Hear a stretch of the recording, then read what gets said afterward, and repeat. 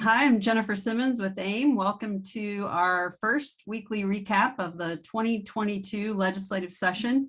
If you're new here, each week we'll be back during this legislative session with a quick update. We'll cover some key bills from the week, maybe talk about deadlines coming up, and sometimes we'll be reaching out to you, asking you, our members, to get involved and contact your legislators over a particular piece of legislation. So check back, make sure you read those legislative summaries every week in your inbox and watch this quick recap just to learn the latest of what's happening at the State House.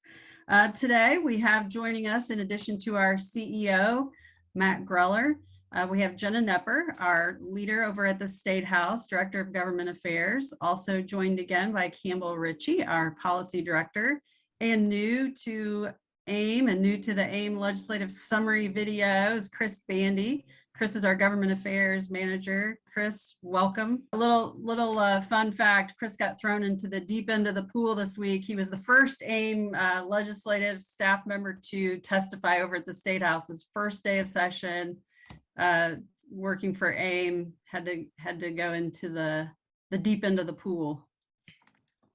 Jenna, do you want to do a quick recap, like how'd things go at the State House this week? What's up? What happens the first week of a legislative session? Well, this legislative session, they're off to a really quick start. Speaking of Chris's first testimony, not only was it his first time testifying on behalf of AIM, but it was the first committee before they even gavelled in Tuesday morning. And so that committee they dealt with, luckily for Chris, it was a legislative initiative for AIM that he was able to support, dealing with police logs. Other committees met dealing with bills that impact local government, including Senate pensions and Senate local government. So we were already working with committee members and bill authors the first week of session, because as you'll find out from Chris, this session is going to move really fast. Thank you, Jenna. Like you just said, we are in short session and we're flying by. We have some bill filing deadlines coming up. Today is actually the Senate's bill filing deadline at 4 p.m. The House's deadline is coming up on January 11th. After that, our next deadlines are going to be committee reports. The House's committee reports are due on January 25th, and the Senate committee reports are going to be due on January 27th. So really what this means is we're really going to have a couple of weeks of committees for these bills to get vetted. And so just a heads up that, like I said, it's already moving quickly, but those deadlines are going to make it move even faster. Yeah, and I think we've previewed this over the summer. We've talked about it this fall at every event, this winter at every event. So this may not be news to some of our members, but we have to talk about business personal property taxes. The issue took center stage this week. There's certainly a movement afoot to cut taxes in Indiana, and in the line of sight there's the business personal property tax. Matt, you want to tee up the issue, and then I know the rest of the crew has plenty to say about that. Yeah, thanks, Jennifer. Unfortunately, as Jennifer alluded to, we were correct over the summer in the interim that our concern about this issue coming before us during the session, which has proven to be true. On the positive side, though, we began working on this topic well over the summer and into the fall. And I think the groundwork has been laid to get our message points across and have a good shot at moving this in a direction that will work for cities and towns. So the business personal property tax proposals are out now. There's a couple in the House, a couple in the Senate. The governor kicked off the week by announcing his legislative agenda, which does include business personal property tax cuts. So we'll have to see how that all shakes out throughout the session. We're working with a number of local government-based organizations to help have a united front on the issue. And I think our driving point, as it has been for a long time now, is that we're not here to decide if the tax is good or bad from a business perspective. That's for legislators to decide. But what we do know and know quite well is that any revenue loss just has to be replaced. You know, a lot of discussion about local governments being flush, so to speak, with cash right now because of ARP money coming from Congress, et cetera. And I think it's important to note that that money is being used generally for one-time projects. It's not a recurring amount of revenue coming back to us. So what we do know is that any reduction in the tax base for local government is recurring, and it will be compounded over time and grow. So it's important that we maintain those revenue streams where they are and grow like we expect them to grow every year to fund quality of place investment and all the things that cities and towns are doing to attract talent to their communities. As far as the individual proposals go, probably ask our policy director to jump in and talk a little bit about those. Campbell, if you don't mind, to review the proposals in the House and the Senate. Yeah, so there are the two main proposals are House Bill 1002 from the House that also includes a bunch of other tax cut language for mostly state taxes, sales tax, income tax, utility receipts tax. But the part that we're focused on, obviously, is the part that deals with business personal property tax.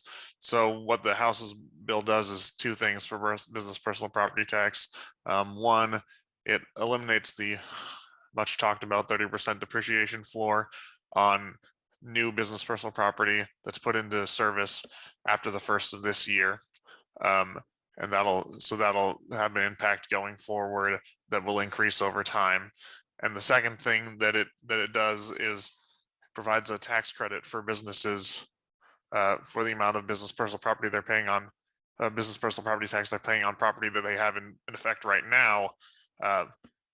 The amount of money that they have to pay on that because of that depreciation floor, they can claim as a tax credit. And so that is a sort of introduced first stab at a replacement mechanism for part of that loss. But obviously there's that part going forward, which is there's no replacement mechanism for in that bill.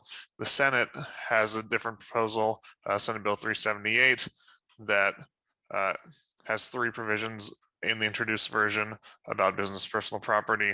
One is they increase the business personal property tax exemption from 80,000 to 250,000. The second is they have a business personal property tax holiday, meaning that any business personal property that you put into service in 2023 will never be subject to the personal property tax.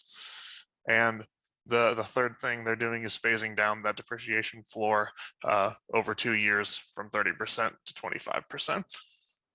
So those are the two main proposals. There are a couple of more other ancillary ones, but they're usually contained in that general summary, and those are probably going to be the bills that are going to be driving the conversation. And Jenna, I mean, sort of to your point about how quickly things are moving, that last bill that Campbell mentioned, that's going to be heard this coming week, right? Yeah, that's correct, Jennifer. It's slated to be heard in Senate Tax and Fiscal on Tuesday. And as Chris mentioned earlier, even the deadlines are moving quickly. And so the House version of the bill will likely be heard soon. But for the immediate need from our membership is if you have a member on Senate Tax and Fiscal where the proposal Campbell just mentioned is being heard, it's going to be important for you to reach out and just share, if you have the numbers, how does this impact your community? And also just highlight the importance of replacing that revenue for us down the line. Yeah. So the business personal property tax issue is so huge. I think it'll have the tendency to suck all the oxygen out of the room and take so much time, attention, and focus because of its significant impact on cities and towns.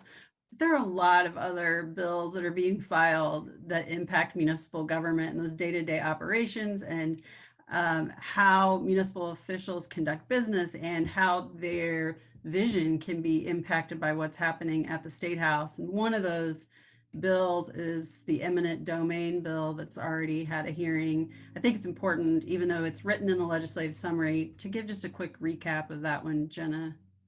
Yeah, and I think kind of big picture, just starting last session and now with this bill and some bills filed on the House side, there are multiple legislators taking a look at not only our ability to what eminent domain looks like for us, but for other entities as well.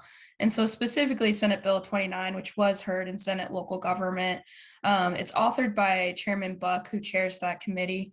What that does is it applies to NDOT, to municipalities, counties, utilities, any entity that has the ability to use eminent domain. And for those proceedings that play out in court, it raises what the compensation would be to those impacted property owners from 100% of the fair market value to 120% of the fair market value. It also increases the attorney's fees that would need to be paid from $25,000 to $75,000. So when this bill was heard in committee this week, NDOT, some of the utility lobbyists and us and counties shared our concerns with the proposal because it is very broad and it impacts our ability, our use of eminent domain for public use. So we're talking about utility easements, streets, roads. I do think we have room to work with Chairman Buck on the bill. I think what's driving this bill is his concern about when a house is totally taken and making sure those property owners are compensated fairly. And so I think what came out of that committee is, a recognition that this has much broader impact, including on some of those utility projects, which aren't necessarily taking a house, but easements and those types of things. So we'll continue to work with Chairman Buck on that, but fully knowing that there are other bills out there on the topic as well. All right, thanks. All right, thanks, guys. I think that's it for this week's legislative recap. Just a couple of housekeeping items. Each week at the bottom of your legislative summary is a bill tracking list where you can see all the bills that our legislative team is tracking during the session. It's really important, I think, to keep an eye on that list. We can only recap so many here in this video, only so many in legislative summary. So reading that list and making sure you understand globally what's being considered at the State House is really important. And as always, you can check back in with any member of this team if you have questions. Also, we'll be reminding you each week up until February 8th, that our legislative dinner is coming up. It'll be here in Indianapolis on February 8th at the Marriott. You can find information on that at aimindiana.org, or you will be receiving any day now an invitation in your inbox.